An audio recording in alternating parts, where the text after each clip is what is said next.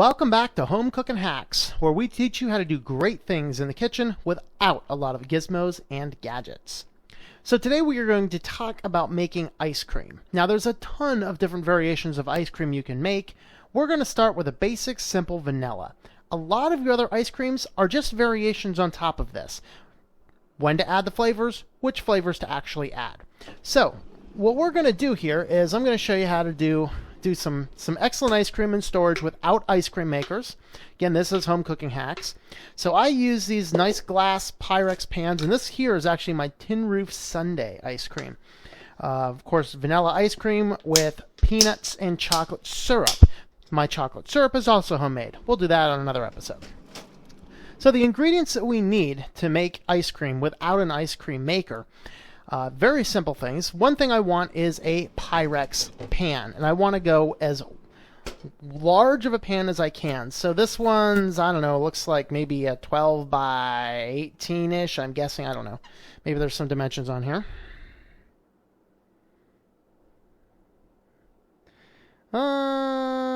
Yeah, I don't know, something around there. And then you'll see it's frosted because what you want to do is freeze this as long as you can before you make ice cream. It doesn't have to be frozen for any long length of time. Usually about the time I start making ice cream, I throw it in the freezer. The next thing you want is your container. These are, I believe this is a 2-quart, 4-cup, so yeah, that'd be 2-quart. Pyrex glass container, and they come with these nice lids. Buy these for like $4 or $5. You can store your ice cream in plastic containers, whatever else, but the problem is when you're scooping it out, you end up breaking the container. That's why I switched to glass. Glass containers just work so much better. And then I have 2 of them, and so I'll always have a couple flavors of ice cream going. You can do your chocolate just by adding some cocoa powder. You can do some fruit ice creams, although you usually need to add more sugar to fruit ice creams. Otherwise, they will get a little bit too hard. But for our basic vanilla, what we're going to do is I'm going to use a heavy whipping cream. Now, sometimes I use cream off the top of raw milk. I find that I do get a better consistency if I do use a pasteurized heavy whipping cream. It depends on how much availability you have to a cow and raw milk. I use raw milk around my house for pretty much anything. And so we're going to use heavy whipping cream, raw milk, sugar, and vanilla. And what we're going to do here is the base of ice cream is going to be heavy whipping cream whipped, raw milk, sugar, and then some level of vanilla. For vanilla ice cream, I'm going to add a little bit more vanilla than I otherwise would, just so that we get a nice rich vanilla flavor. If you really like the deep vanilla, just add more vanilla. If you really, really like vanilla, go to the store and buy vanilla bean. That is awesome. But what we're going to do here is we're going to start out with our heavy whipping cream. And what we're going to do is I'm going to add 1 cup of heavy whipping cream, and all there should be left in here is 1 cup. Usually wouldn't even measure it at this point in time, but we're going to go ahead and do that anyway since we're recording. So these containers here cost me, I don't know, $3 I think, and it's 2 cups. And so I'm going to go ahead and add my 1 cup in there, and then I'm going to set this guy aside. I'm not going to bother rinsing it. I'm just going to go ahead and use that for pouring my milk in because it already has the cream. Now to make your whipped cream, of course, you just put it in your blender and then you turn it on until you will literally hear the sound of the blender change as it goes from being a liquid to a solid. So I'm just going to turn it on the lowest setting on the blender. And it looks like you can still almost hear me over there, but that's all right. This will take probably about 30 seconds or so.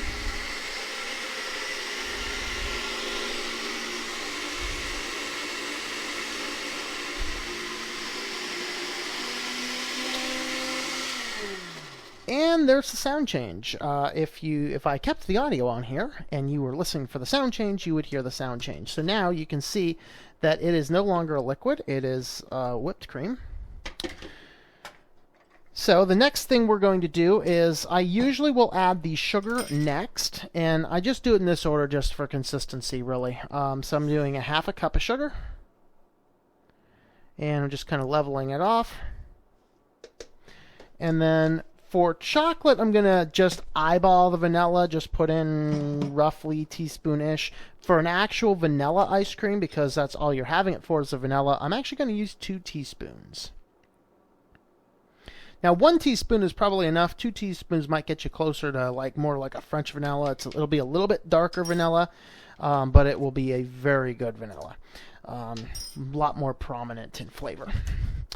And so I'm going to shake up my raw milk because, of course, I'll get some cream separation if I don't. And then I'm going to add 2 cups now of raw milk. You can use milk. Of course, the whole low-fat craze is not actually as healthy for you as some people want you to say. So I always recommend as much milk fat as you can get. But pretty much any type of milk will work. I've used 2%. I've used whole. I've used raw. I've never used skim because I'm just not willing enough to try it. If I want skim water, I'll just drink some water. Or skim milk, I just drink some water. So now I'm just going to blend this up for a second.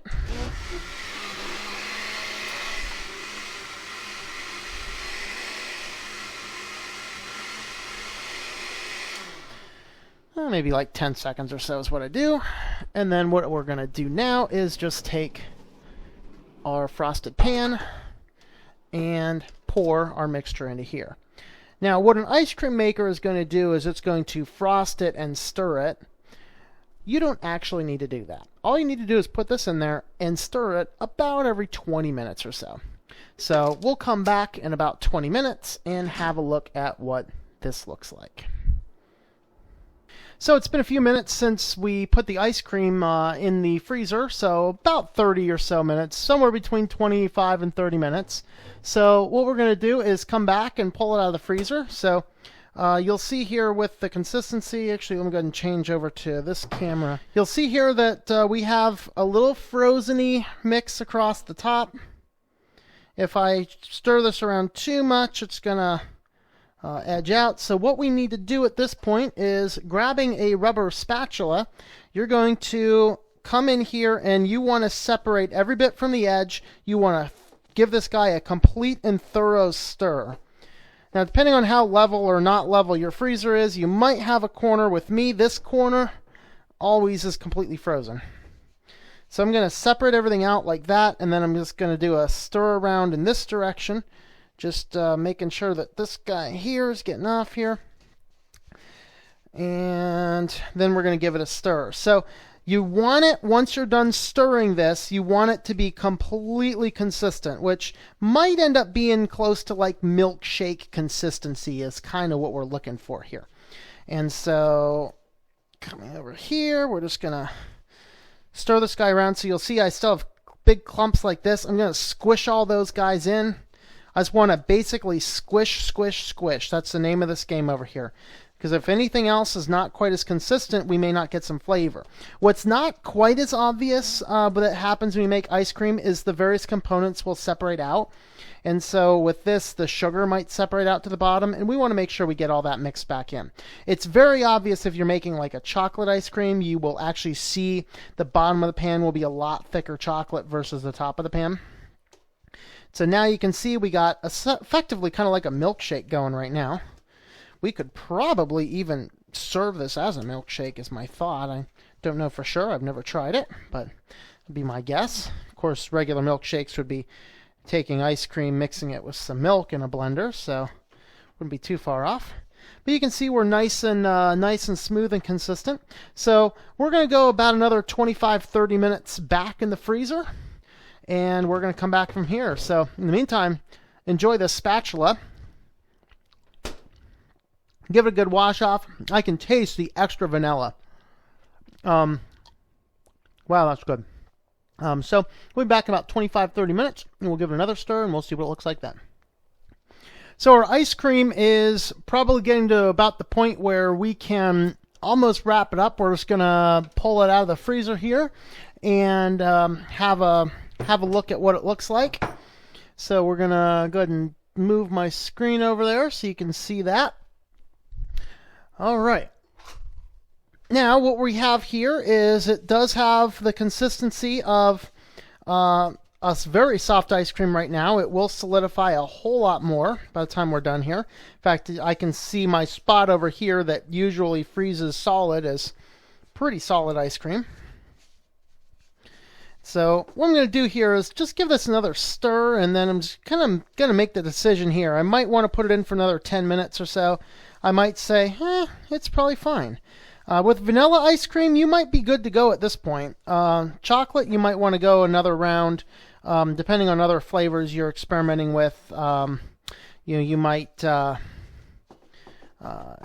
want to let it go, or this is actually pretty good, actually.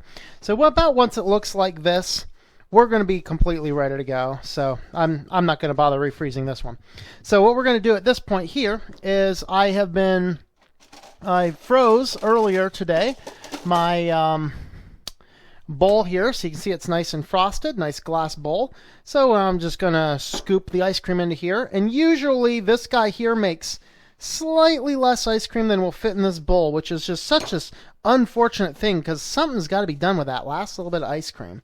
So I usually use that as my taste test, make sure that it's working good. Now, since this is just regular vanilla, it might be just about where, I don't know. See, usually I add things like an extra half a cup of peanut butter for peanut butter ice cream, or I'll do,